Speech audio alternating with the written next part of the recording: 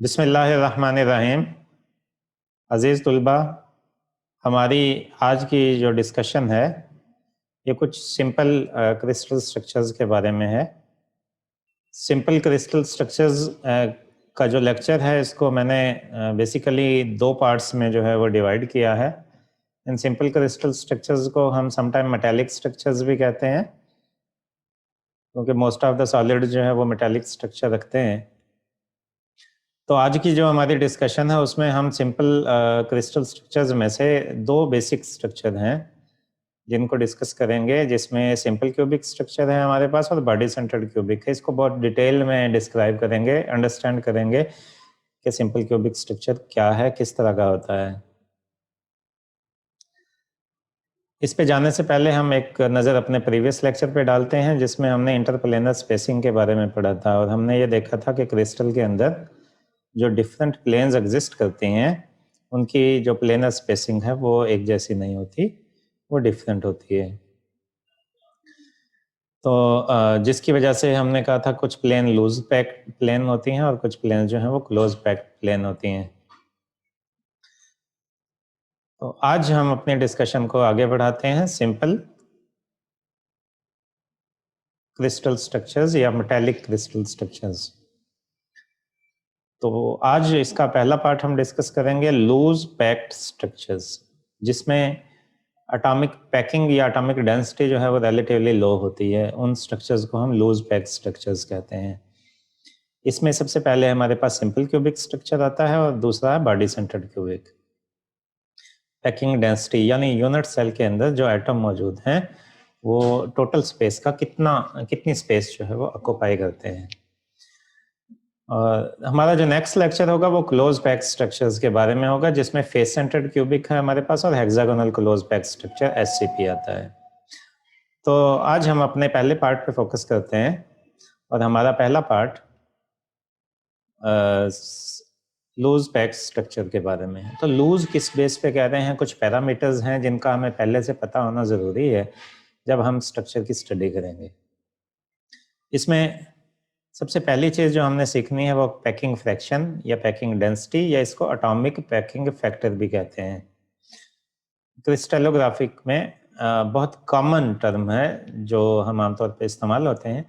Basically ये हमें बताती है कि क्रिस्टल का जो यूनिट सेल है उसका टोटल वॉल्यूम का कितने परसेंट पार्ट्स जो है वो एटम्स ऑक्यूपाई करते हैं और उसमें कितने परसेंट फ्री स्पेस होती है।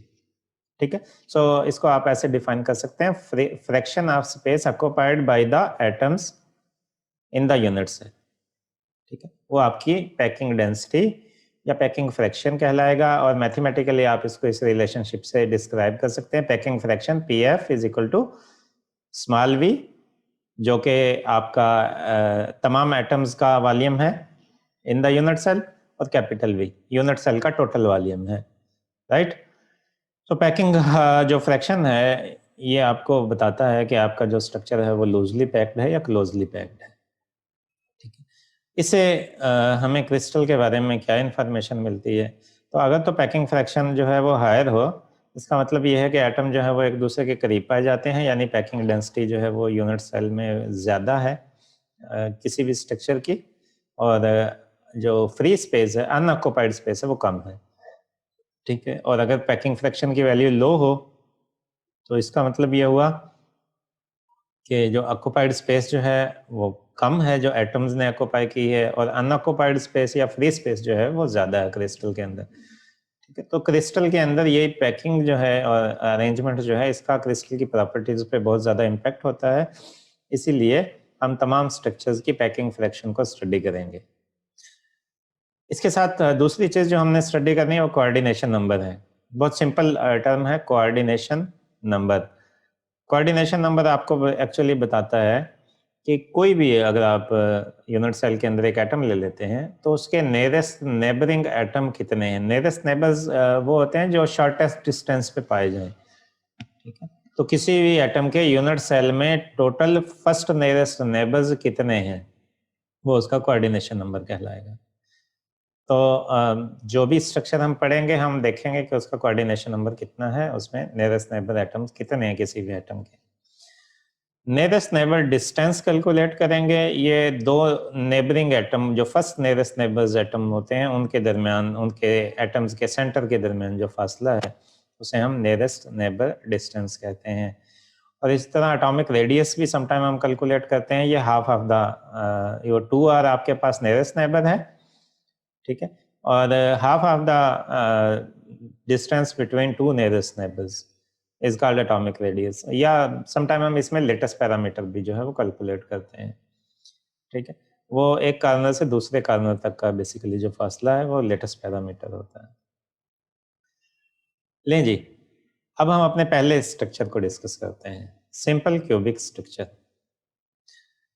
सिंपल क्यूबिक स्ट्रक्चर में कार्नर पर एक एक एटम मौजूद होता है। पहले ये सेंटर वाली डायग्राम पे फोकस कीजिएगा। राइट साइड पे जो पिक्चर है इसमें ये कार्नर हैं क्यूब के, ये ग्रीन कलर से जो है हमने एटम ड्रा किए हैं, ग्रीन बॉल्स रिप्रेजेंट एटम। तो कार्नर पे एक एक एटम मौजूद है, राइट।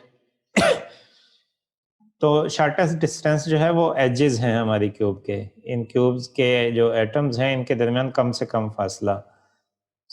अगर इस एटम के नेबर्स की बात करें तो इसका ये भी फर्स्ट नियरेस्ट नेबर है, ये भी फर्स्ट नियरेस्ट नेबर है और ये भी फर्स्ट नियरेस्ट नेबर है, ठीक है, ओके। सो इस क्यूब में इसके आपको 3 नेबर्स नजर आएंगे और ये एटम जो है वो 8 डिफरेंट क्यूब्स के अंदर शेयर्ड है। तो इस लाइन को अगर आप एक्सटेंड कर दें, ये जो लाइन है इसको ऊपर लेते जाएं ऐसे ही, तो एक एटम आपको ऊपर मिलेगा। इस लाइन को बैकवर्ड ट्रेस कर दें तो एक एटम आपको यहाँ मिलेगा, और इस लाइन को आप ले आएँ तो एक एटम आपको यहाँ मिलेगा। तो टोटल 6 इसके नेबर्स बनते हैं इस एटम के, इस लाइन पे, इस लाइन पे और इस लाइन पे, ठीक है। तो 3 इस क्यूब में मौजूद हैं और बाकी के 3 जो हैं वो दूसरी क्यूब्स में मौजूद होंगे। तो इसमें हर एटम के जो फर्स्ट नियरेस्ट नेबर्स हैं वो 6 हैं। सो सिंपल क्यूब का हम कहते हैं कोऑर्डिनेशन नंबर जो है वो 6 होता है, ठीक है। ये आपके पास जो है वो एक और जो है वो डायग्राम मौजूद है जिसमें आपने डायरेक्ट एटम्स अरेंज किए हैं, ठीक है। बॉल्स की अरेंजमेंट है, तो बॉल्स आपस में इस तरह से कनेक्टेड होती हैं सिंपल क्यूब के अंदर। ये पिछली लेयर है और ये इसकी फ्रंट लेयर है, ठीक है। हाँ, इस बॉटम में जो डायग्राम है इसमें अगर आप देखें तो इसमें क्यूब के अंदर हर एटम की जो स्फेयर है उसकी कितनी कंट्रीब्यूशन है वो दिखाई है। 1/8 पार्ट जो है वो आपको हर कार्नर पे नजर आता है, ठीक है। तो 8 कार्नर्स हैं और हर कार्नर पे जो एटम है उसका कितना हिस्सा इस क्यूब के अंदर मौजूद है जो आपको यहाँ बहुत साफ सुथरा क्लियरली नजर आता है, 1/8 पार्ट नजर आता है। तो इसमें हम कहेंगे कि इफेक्टिव नंबर ऑफ एटम्स जो हैं, टोटल नंबर ऑफ एटम्स इसके यूनिट सेल में कितने हैं, 8 × 1/8। और अगर इसके लेटेस्ट कांस्टेंट की बात करें तो वो कार्नर टू कार्नर डिस्टेंस है और इसको आप ए से रिप्रेजेंट करते हैं। सो ये 2r के बराबर है। ये r इस स्फीयर का रेडियस है और ये r इस स्फीयर का, तो ये टोटल जो है वो 2r बन गया। इसकी कुछ बेसिक कैलकुलेशन अब करेंगे। ये वही डायग्राम जो है वो यहाँ पे आपको नज़र आ रही है जिसमें हर एटम की जो कंट्रीब्यूशन है वो आपको नज़र आ रही है। या आपने लेटेस्ट पैरामीटर की वैल्यू बताई है a = 2r, या फ्रंट व्यू से आप इसको इस तरह भी देख सकते हैं। अब ये देखें जो वाइट स्पेसेस हैं डॉटेड लाइन के अंदर, इनकी कंट्रीब्यूशन जो है वो इस क्यूब के अंदर नहीं है बल्कि जो नेबरिंग क्यूब्स होंगी उसके अंदर होंगी। तो इसमें जो कंट्रीब्यूशन है वो ये शेडेड एरिया है, ये वर्टिकल लाइंस के साथ इसको हमने शेड किया है और ये बीच में आपको फ्री स्पेस नज़र आ रही है। सो क्यूब में बहुत सारी फ्री स्पेस भी मौजूद है सिंपल क्यूबिक स्ट्रक्चर की अगर हम बात कर रहे हैं तो। सो इसमें आपने number of atom per unit cell निकाले तो ये है 8 × 1/8, तो आंसर विल बी 1। अब आपने देखना है कि जो आपके एटम हैं सिंपल क्यूबिक स्ट्रक्चर में वो टोटल वॉल्यूम का कितना जो है वो ऑक्यूपाई करते हैं, ताकि आपको पैकिंग फ्रैक्शन का पता चल जाए। तो 2 चीज़ें हमने फाइंड करनी है, हमारी यूनिट सेल का वॉल्यूम कितना है और जो एटम्स हमारे पास मौजूद हैं वो कितनी स्पेस ऑक्यूपाई कर रहे हैं। तो इसमें देखिएगा सबसे पहले आपने निकाला volume of all the atoms in the unit cell. तो ऑल एटम कितने थे, नंबर ऑफ एटम 1 है आपका सिंपल क्यूबिक स्ट्रक्चर में। और सफ़ेयर है ली है आपने, हार्ड स्फेयर मॉडल यूज़ कर रहे हैं, तो 4/3 पाई आर क्यूब सफ़ेयर का वॉल्यूम, आर जो है सफ़ेयर का रेडियस हो गया, 4/3 पाई आर क्यूब सफ़ेयर का वॉल्यूम हो गया। So 1 multiplied by 4/3 pi r cube is the volume occupied by the atom in the unit cell. और अगर आप volume of the unit cell की बात करें तो यूनिट सेल की शेप पे जाएंगे। शेप कैसी है यूनिट सेल की? यूनिट सेल की शेप जो है वो क्यूबिक है। सो इसकी लेंथ, विड्थ और हाइट को मल्टीप्लाई करते हैं, a multiply by a multiply by a। तमाम साइड इक्वल होती है ना क्यूब में। सो ये a क्यूब के बराबर है, या a जो है आपका, ये इसको आप 2r भी पुट कर सकते हैं, तो इसको आप 2r क्यूब के बराबर भी लिख सकते हैं। लें जी, अब आपके पास दोनों वॉल्यूम आ गए। Just you have to perform simple calculation to find the packing fraction. ये देखिए पैकिंग फ्रैक्शन है volume of all the atoms in the unit cell small v over volume of the unit cell. So ये आपके पास आ गया 4/3 pi r cube volume of the atom divided by volume of the unit cell a cube. A cube की जगह पे second equation में जो है आपने 2r पुट कर दिया ए की जगह पे, तो ये बन गया 8r क्यूब। ठीक है, इसको सिंप्लीफाई कर लें, r क्यूब से r क्यूब कैंसिल हो जाएगा, 4 इंटू 4 और 8 को आप जो है सिंप्लीफाई करें, तो यहाँ 2 बच जाएगा, 3 इंटू 2 6, तो ये बचेगा पाई/6, राइट। सो पाई/6 को पाई की वैल्यू पुट करें, 3 पॉइंट समथिंग जो वैल्यू है पाई की वो पुट करें, divided by 6, so you will get 0.52। ये फ्रैक्शन है, ठीक है। अगर आप इसको परसेंटेज में कैलकुलेट करना चाहते हैं तो इसको 100 से मल्टीप्लाई कर देंगे, दैट विल बी 52%। ये हमें क्या बताता है? ये जो पैकिंग फ्रैक्शन या पैकिंग डेंसिटी आपने निकाली है, ये हमें डेफिनेशन पर जाएंगे, volume of all the atoms in the unit cell to that of volume of the unit cell. Total volume में से कितना वॉल्यूम एटम्स ऑक्यूपाई करते हैं। So your answer is for simple cubic structure 52% of the volume is occupied and 48% is unoccupied। ठीक है, so simple cubic structure में आपको बहुत ज्यादा फ्री स्पेसेस अवेलेबल हैं, दैट्स व्हाई हम इसको लूज पैक स्ट्रक्चर कंसीडर करते हैं। ये हमारी डिस्कशन थी सिंपल क्यूबिक स्ट्रक्चर के बारे में। बिल्कुल इसी तरह की डिस्कशन अब हम करते हैं बॉडी सेंटर्ड क्यूबिक स्ट्रक्चर के बारे में। Body centred cubic simple cubic से बस इस तरह से मुख्तलिफ है कि कार्नर पर तो एक एक एटम मौजूद होता ही है, एक एटम बॉडी के सेंटर में भी मौजूद होता है। ये देखिएगा सेंटर वाली डायग्राम में ये कार्नर के एटम आपको नजर आ रहे हैं, और दरमियान में ये पिंक एटम जो है वो हमने शो किया है। आप मेरे कर्सर पे फोकस कीजिएगा, ये बॉडी के सेंटर में है।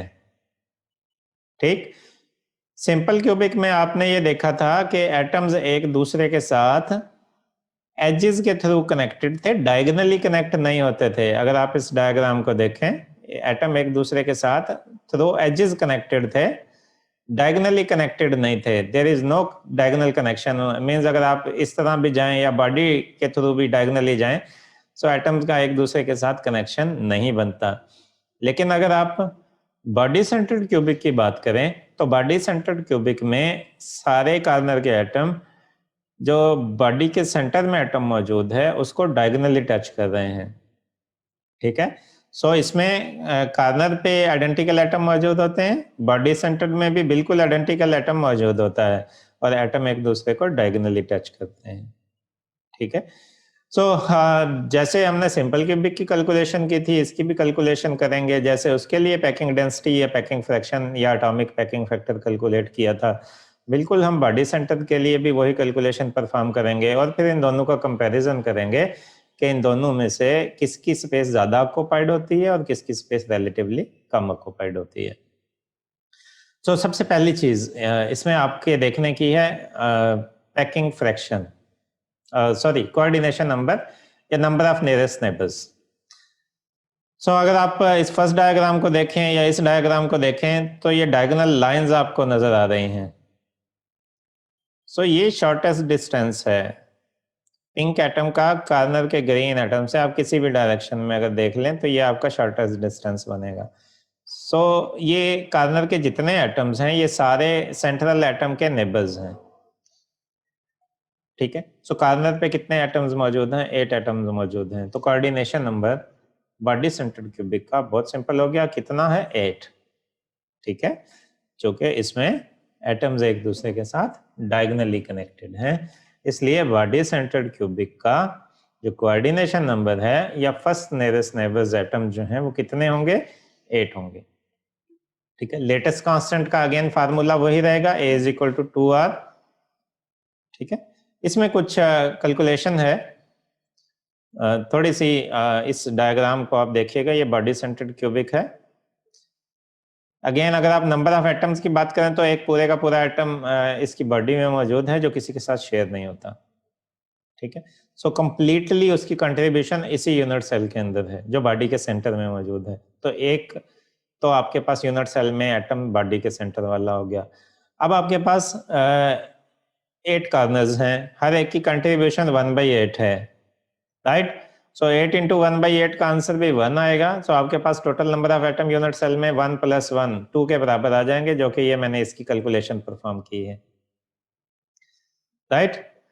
ओके, सो क्यूब है, इस डायग्राम पे, सेंट्रल डायग्राम पे फोकस कीजिएगा। इसकी हर साइड ए है, लंबाई भी, चौड़ाई भी, ऊंचाई भी, लेंथ, विड्थ, हाइट, इसकी हर साइड ए है। ये एटम डायगोनली कनेक्टेड हैं। ये टोटल डिस्टेंस 4r है, और अगर आपको नियरेस्ट नेबर डिस्टेंस निकालना होगा तो वो इस 4r का हाफ होगा, यानी कि 2r के बराबर होगा, इसका हाफ। सो पहले हम ये CF निकालेंगे, और CF को आप जब 2 से डिवाइड कर देंगे तो आपके पास जो है वो 2r आ जाएगा। ठीक है, या आप नियरेस्ट नेबर डिस्टेंस आ जाएगा आपके पास। इसको आप जो है वो एटम्स की फॉर्म में इस तरह भी देख सकते हैं, जैसे मैंने ये डायग्राम जो है वो ड्रॉ की है। यहाँ से लेके यहाँ तक आपने कैलकुलेशन करनी है। ये रेडियस r है, ये चूंकि पूरी सफेद दरमियान में मौजूद है तो इसका रेडियस 2r हो गया, डायमीटर के बराबर, और इसका रेडियस भी r है। तो टोटल ये C और F के दरमियान कितनी स्पेसिंग है? ये r + 2r + r, यानी कि 4r के बराबर है, जो कि यहाँ इस डायग्राम में हमने शो की है, राइट। अब इसको अगर आप 4r को फाइंड आउट करना चाहते हैं, पाइथागोरस थ्योरम हम यूज करना चाहते हैं, तो आपको ये वाली लेंथ भी चाहिए है, ये बेस का जो डायगोनल है, क्योंकि ये लेंथ आपको पता है a के बराबर है।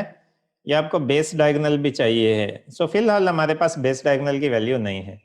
सो बेस डायगोनल आपका बनेगा AC, ये A है और ये C है, AC। ये भी एक राइट एंगल ट्राइंगल है जिसकी 2 साइडें आपको पता है, तीसरी आपने कैलकुलेट करनी है कि उसकी दोनों साइडें जो है वो A के बराबर हैं। ये भी A है और ये साइड भी A है। सो ये लेंथ आप आसानी से निकाल सकते हैं। Hypotenuse square is equal to base square plus perpendicular square. Base कितना है? A, और परपेंडिकुलर कितना है? So AC square is equal to A square plus A square, that is equal to 2A square. So ये आपने base diagonal निकाल लिया, 2A square AC square. ठीक है, इसका स्क्वायर रूट ले लेंगे तो आपके पास जो है वो बेस डायगोनल की वैल्यू आ जाएगी। अब आपने FC निकालना है, क्योंकि इस ट्राइंगल की भी आपके पास अब दोनों साइड मौजूद हैं, तो 2 साइड मौजूद हों तो तीसरी पाइथागोरस थ्योरम से आसानी से निकाली जा सकती है। दैट्स व्हाई इसकी ये जो साइड है ये A के बराबर है, और इसकी ये जो साइड है ये स्क्वायर रूट 2A के बराबर हो गई। ठीक है, so again hypotenuse square is equal to base square plus perpendicular square. ये देखें FC स्क्वायर, ये जो बोल्ड की है मैंने ब्लैक इक्वेशन, इस पे फोकस कीजिएगा। FC square is equal to AC square plus AF square. ठीक है, अब देखें F कौन सा है?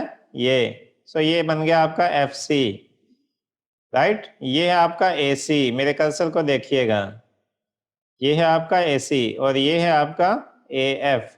AF कितना है? A के बराबर। AC कितना है?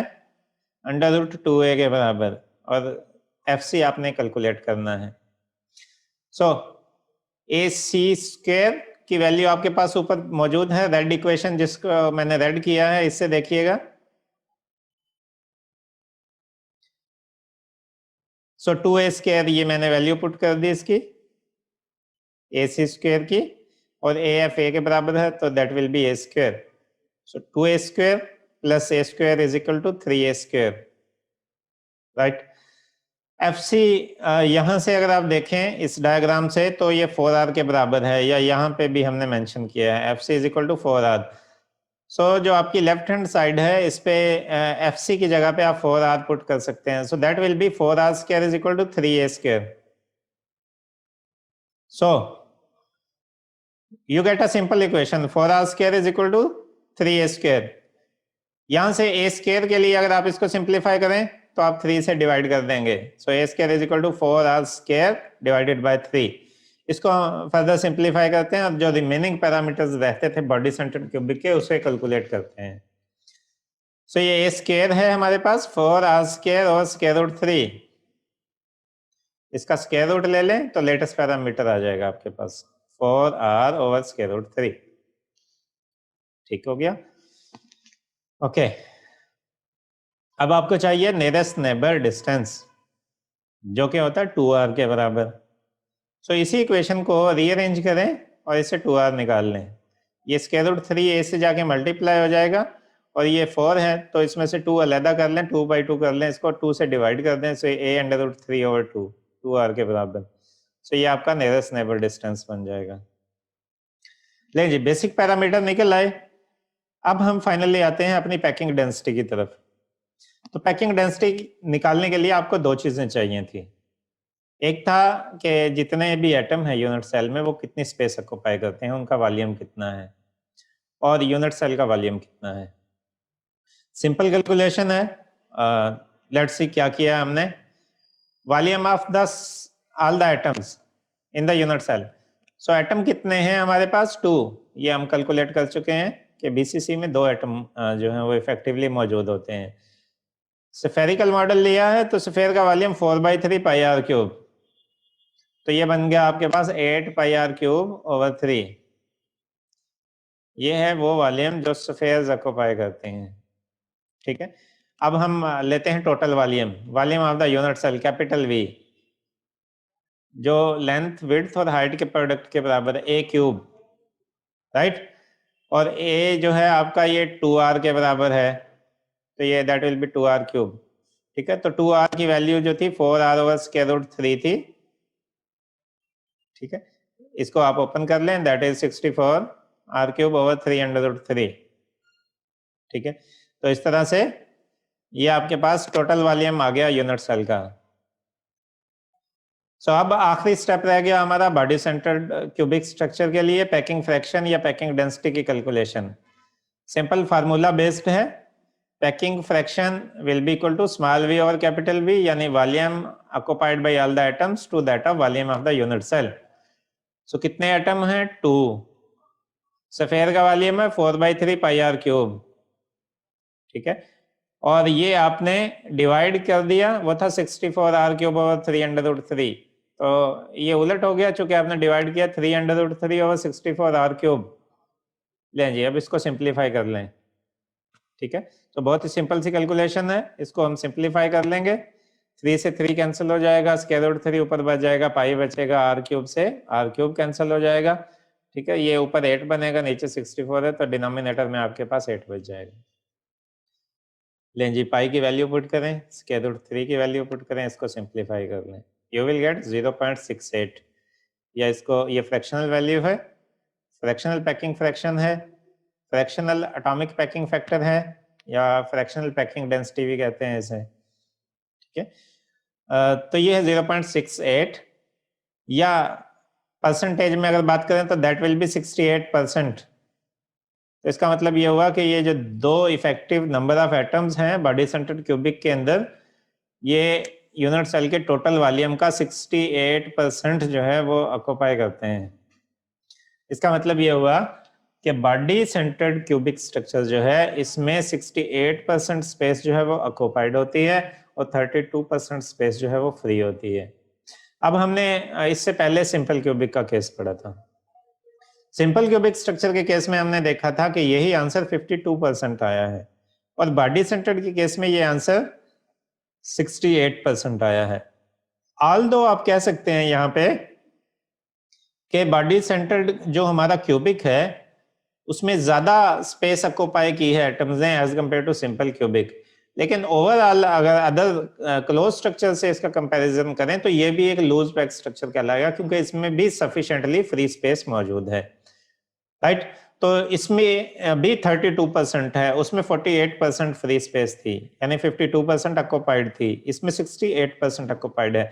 सो बीसीसी आप कह सकते हैं रिलेटिवली क्लोजली पैक्ड है as compare to simple cubic structure. However these both are called loose pack structures, ठीक है। सो ये हमारी आज की डिस्कशन थी। मैं उम्मीद करता हूं आपको इसकी समझ आई होगी। आज के लिए यही था। बहुत शुक्रिया स्टूडेंट्स। अल्लाह हाफिज।